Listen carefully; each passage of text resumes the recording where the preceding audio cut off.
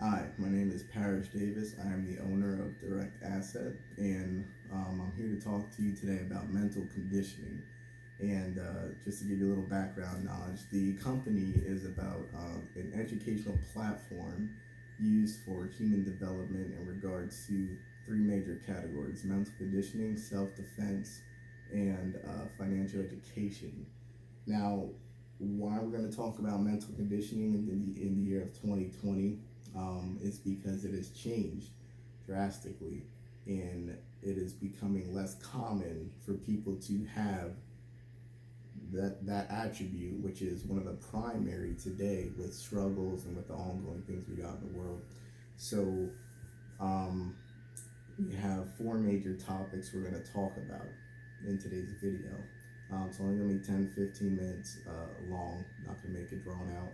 Real short and simple, something for you to look at in a different perspective.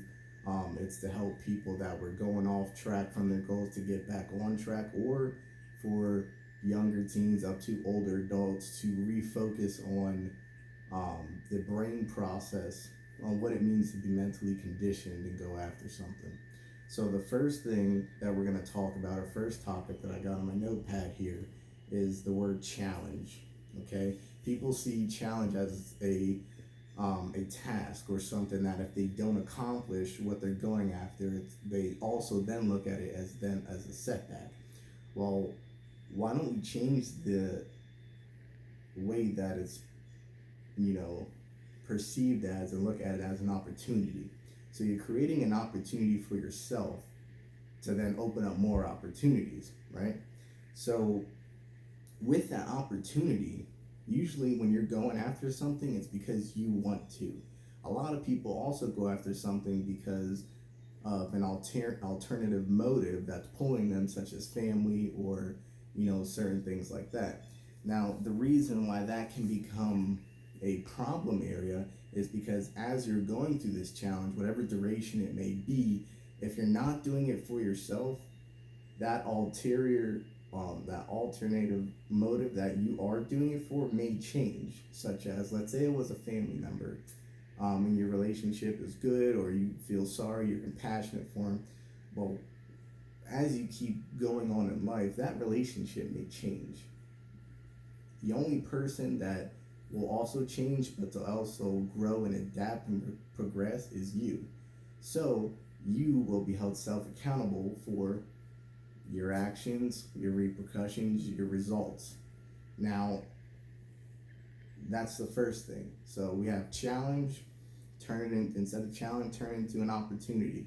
When you're having that opportunity or you're going towards that opportunity, make sure you're doing it for you. Because at the end of the day, when you go to sleep, the only person that is having a dramatic effect in what's going on right then and there is you. You wake up, you go to sleep with you, and even if you have a partner, that's what being independent is. You guys can work as a team, but then you're still going after what you sought after. That's the greatest part about it. So the second part of that is control. One of the hardest things to do, even in today's world, with books, with psychology books, with human interaction, brain responsiveness, control, especially on the emotional aspect, because that's the main category, is one of the most critical things to mental conditioning in itself. Okay, attitude adjustment, control over your emotions, such as when it's news you don't want to hear, or if it's even good news, or any type of news in everyday life that people deal with, is control, and they struggle with control. And I know you guys heard the saying that the more in control you are with your emotions and with yourself, the better person that you are. Well, how do you obtain those certain things? It takes a lot of practice, and it takes a lot of decision making, and to step back, breathe, and assess and evaluate the information that you're processing. Okay, so when you're processing information, you get a response that comes out of you, and it can be based off what you just processed and dished out, what you thought about and then dished out. They call that the delivery, of course, but it also depends on the context. So when you have an increased responsiveness to yourself and knowing what your brain is processing and how you normally would react, and you take a second thought to say, hey, is this the right way I should do this? That leads then to what they call logical thinking. Everyone's heard of the irrational, and doing things out of emotion because there's no control. And when you have logical thinking, it gives you the ability to make more precise decision making. So, something you may be going after your opportunity for may not work in your favor. You may get angered and frustrated, and all the normal human emotions. But if you learn to harness and control that with almost every aspect you possibly have, in making decisions, which you do every day, you will start to adapt more logical responses to those decisions, more logical outcomes, more things that you would normally let eat away at you. You process it in a way that now you have control over that. So it can be then as simple as turning on a light switch on and off.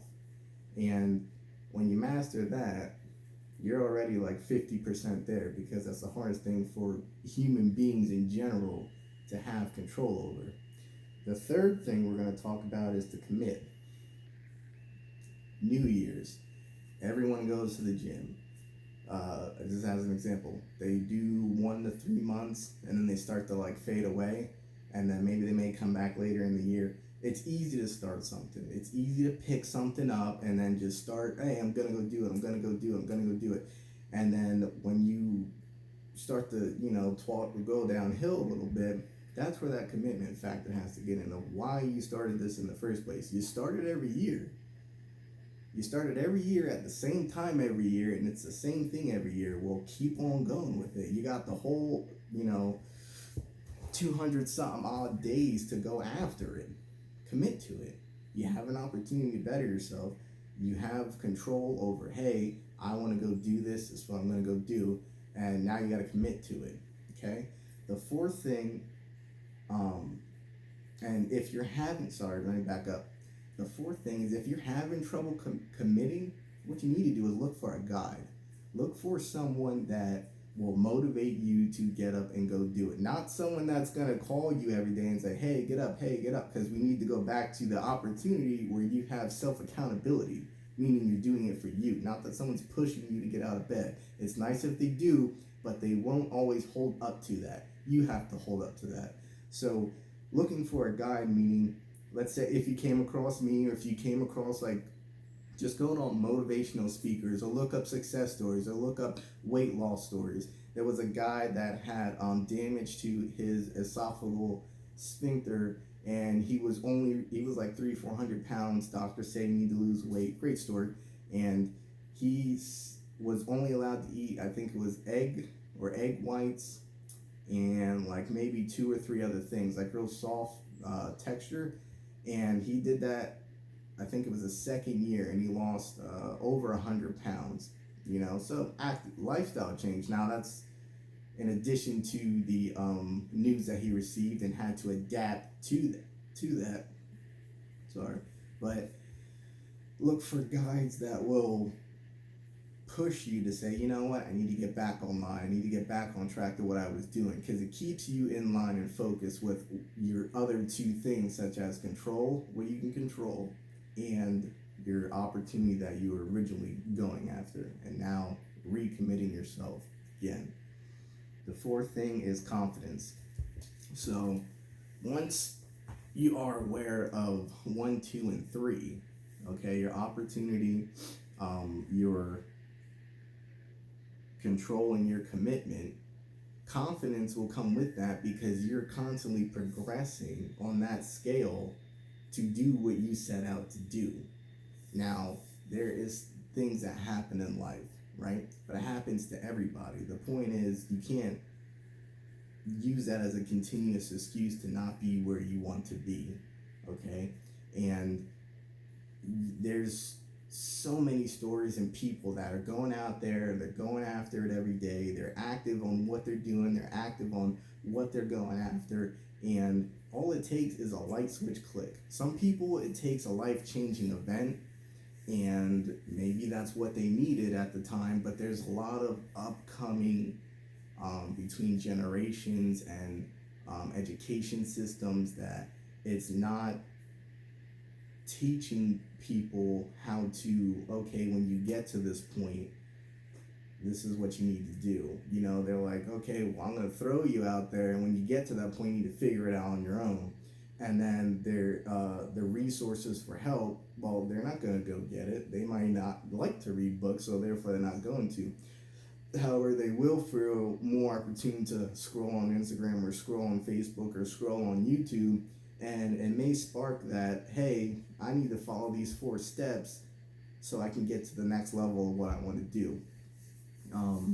And that is the main topic for mental conditioning in regards to 4 things you should circle life around. And it not only deals with the general population on everyday people, but it does deal with people that, sunk in depression or have anxiety or have different behavioral or emotional effects based off their history, based off the past. The thing about that is that a lot of people have it. It's a very common thing. You talk to the average person, they have something, or they think they do, or they self-diagnose. The point is that there's a way to get around that. There's a way to combat that and continue going on. You know why? Because there's plenty of people that went and done it. The only difference is they took what they know, they took what they have, they pulled it up in a little ball, and they use it as energy to go progress towards the next thing. Okay? In regards to on the side of depression and things like that, it sucks. It's probably like one of the worst reoccurring feelings that human beings are going to naturally come across, which we all know of, between deaths and family and friends, and everyone has their little things that make them tick. But I've happened to come across people that they have potential to be so much better, so why not bring them to that level and have them go out there and do what they were made to do, whatever it may be, whatever profession they want to pick up, but they're made to do something more than they know. But maybe no one's been there to guide them. No one has shown them just a little bit of a doorway to cut through to the point of, hey, I can do this myself. I didn't know I was capable of this. And all it may take is you, the person watching the video, as to being that idol of some form, and they watch and they perceive and they say, you know what, the subconscious starts thinking of, you know what, I want to do something, you know what I mean? And they've been watching this person that is going about it, and then they get excited, or they may simply have that conversation of, hey, how do you do it? How do you go about something so vigorously? And is it the military training? It may aid. Is it your upbringing? It may aid, but a lot of it can also be self-taught. And Eric Thomas, a great example, great motivational speaker. I listen to him. Another quick example, there's a couple stories on there. Even like there's Navy SEAL stories of their mental conditioning, and and if you do research and stuff, it's normal guys like you, me, or it's people doing extraordinary things just because they put their mind to it, they want to go after it, and they follow a basic line. They, just like your job, when you go into a job, right? The first thing they're going to do, or the first weeks that you're doing, is you're brain dumping everything you knew from your previous job, maybe a previous experience, but they're going to program you to do exactly how they want it done in their facility and how they've been operating. Okay, they got a platform, a foundation that they built on that you're now being introduced to. This is no different. Now, it's only a choice. Like, just like you choose to go to another job, you can choose to recreate the foundation that you have in your hands, rebuild it to what you want it to be. That's one of the best things as far as human development of people having the potential to do that. Now, the hardest thing is it being, are you going to get up and go do it? Or are we going to wait for something to happen?